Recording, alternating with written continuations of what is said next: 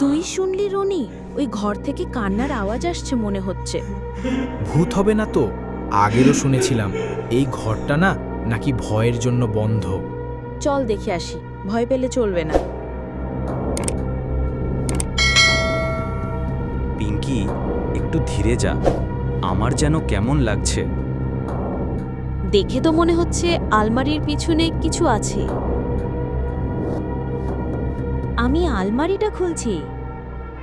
উফ, বাঁচলাম। আলমারির ভিতরে তো ভূত! দমই বন্ধ হয়ে যাচ্ছিল মাগো, রে। আমি আর কোনোদিন স্কুলে আসব না। আরে না রে বাবা, আমি খারাপ ভূত না, আমি তো একটা মিষ্টি ভূত।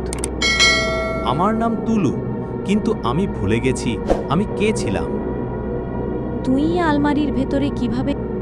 আলমারির পিছনে একটা সিলভার বক্স আছে, আমি ওইটা খুলছিলাম, তারপর কিছুই মনে নেই।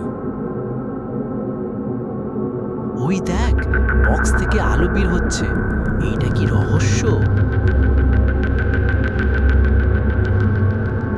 এই বক্সটা আমার জীবনটা বদলায় দিয়েছে। তোরা যদি চাস আমি তোমাদের সব দেখাতে পারি, কিন্তু সাবধান, এই বক্স খোলা মানে আর কিছু আগের মতো থাকবে না।